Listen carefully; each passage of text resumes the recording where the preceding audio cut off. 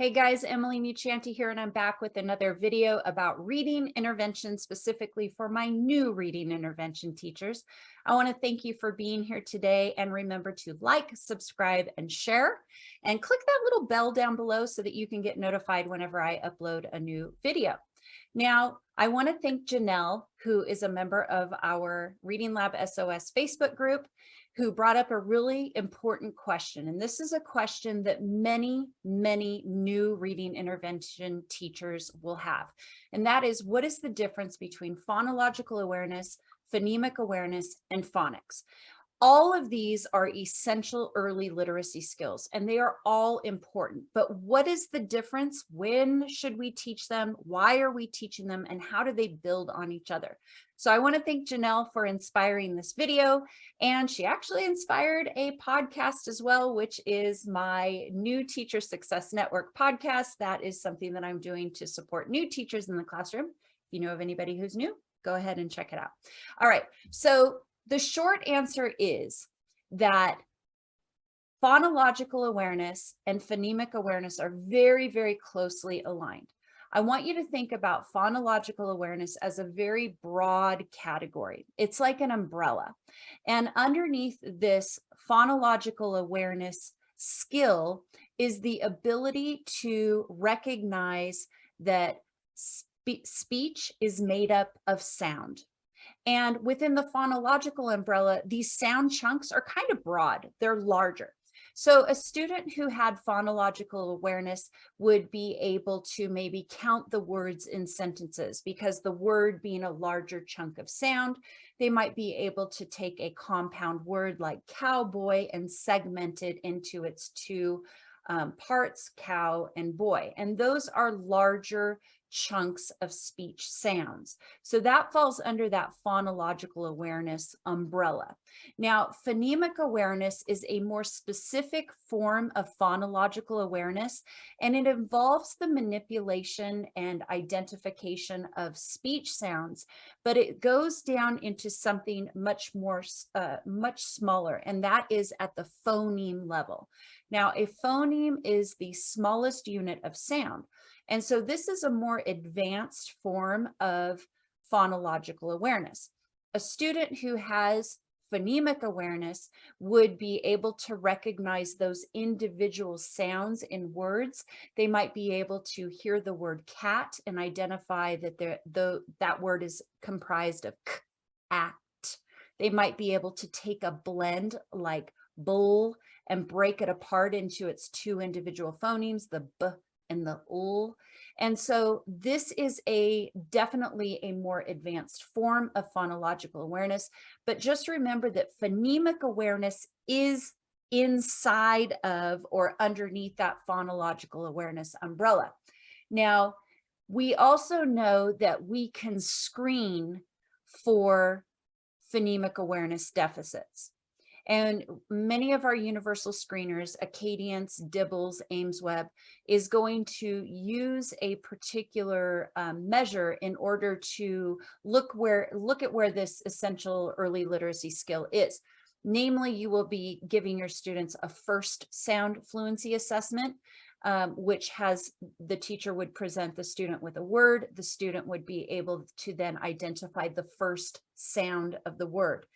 There is also a phoneme segmentation fluency, where a student is presented with a word and then they would give all of the sounds in the word.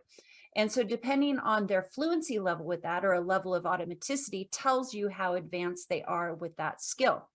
Now, why is this really important? Well, if we go back to thinking about at 3 years old, we know that we can see signs or symptoms of dyslexia, and they fall under this phonological umbrella. We know that the skills of phonemic awareness can be taught. And we also know that if we teach these skills, that students' later reading achievement will be improved. And so because it is such a crucial early literacy skill, and it's developing so incredibly early, it is something that we really need to have our focus of our instruction be on. So let me give you, from an intervention standpoint, where I was with this. I came into a school and was kind of revamping their reading lab.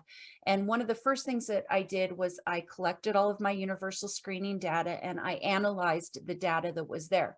And across the board, all of our kinder and first grade students overwhelmingly were struggling with this particular essential early literacy skill. And we were lacking this in our curriculum. And you might find this in yours as well. The core curriculum may have smatterings of phonemic awareness activities involved, but you really aren't given a really, I guess, comprehensive scope and sequence of this particular skill inside of your core curriculum. And so that leaves knowledgeable teachers searching for supplemental materials, which is exactly what I did in my situation. I had to do some research and find something that I could support my students. Now, because I had the vast majority of those grade levels were struggling with this skill, that is not something that intervention is going to be able to handle. You can't intervene your way out of a core instruction problem. This was a problem with core instruction, and it really was inside of the fact that the core curriculum itself was lacking.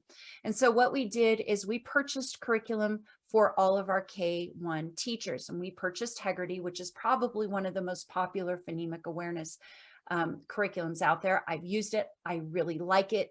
I have nothing but positive things to say about it. There are others, but that's what I'm familiar with. And so what we did is we first pushed that out to all of our core instruction, our core classes. And then as we were checking our kids on benchmark again, then we could start to see a separation between the kids that once they received some good core instruction in phonemic awareness, they were doing okay. They did not any longer qualify for reading lab services under that deficit. And then who was left were the kids that needed some extra supports. And those kids would come into intervention and be given basically a double dose, more repetitions, a little longer time, some additional scaffolding supports with Elkonin boxes and things to still build that skill.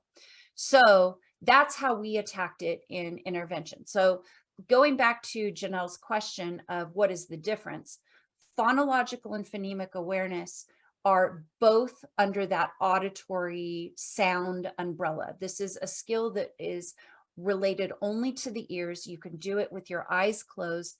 It is the understanding that speech is made up of individual sounds and then the ability to manipulate those sounds. Now, why is this so important? We live in an alphabetic writing system. And so in order for our students to learn to read, they have to take all of this sound information and apply it now to letters. And there's a bridge between phonemic awareness and phonics that we call the alphabetic principle. And this is the understanding that those little squiggly lines we call letters actually represent those sounds that they've been hearing and manipulating in speech. So phonics then becomes the application of the letter sound correspondence in order to decode words. If students didn't have this phonemic awareness or phonological awareness mastered, then applying those sounds to actual letters is going to be far more difficult. And so that is why it's really crucial.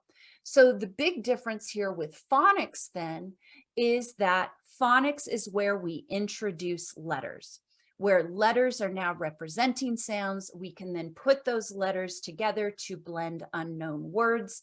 And that is kind of the foundation of what we're trying to get our kindergartners in particular to do, is to master the phonemic awareness, which is the more advanced form of phonological awareness, and then apply that skill as they use phonics to decode unknown words. And when they're able to decode, as we become more and more proficient with that and automatic in that process, then they start to read, and they start to read with automaticity and with fluency. And then we know that as they progress with those skills, then comprehension is all woven into that. And so I hope that this gave you a little bit of a difference between what those three are. From an intervention standpoint, look at your kindergartners and first graders, especially for deficits in phonemic awareness. Use a reliable universal screener to test for it. There is a free screener online that David Kilpatrick has published. It's called The Past. I think it's the phonemic awareness screener test, perhaps. It's available for free. That is one. 95% group has some great ones too. But really what you want to focus on is you need to know what your kids can do. And when there's a deficit here, you need to try to fill that gap. One final thought, when we've got kids in kindergarten and first grade, and we can take those students when they are absorbing so much information and they are learning so quickly, and we can really make them solid on this crucial foundational skill, it's going to reduce the need for later intervention. This is why we do early intervention. We know that there is such a strong need, which if you haven't seen my last video about my #1 regret in reading intervention was not working with kindergarten soon enough. That's a whole other thing. I'll link it in this one so you can see it at the end. But this is why we need to do it. We know it's preventative. We know that if kids are taught this skill, that we can prevent later reading difficulties and we can improve reading achievement. And isn't that why we do it? That is why we do it, right? Listen, I have a free gift for you if you haven't jumped over to catch the motivational poster set that I have for you.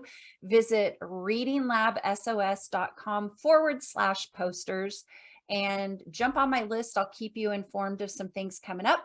I'm looking to put some additional things together for you this fall, and I would love to hear from you. Reach out, email me, readingdiva06@gmail.com, join our Facebook group. Let's keep the conversation going. If you are a new intervention teacher, I know you are feeling alone. It is a bit like a lone soldier. So stick with us and find a little group to get you through it. Thank you for what you do, and bye for now.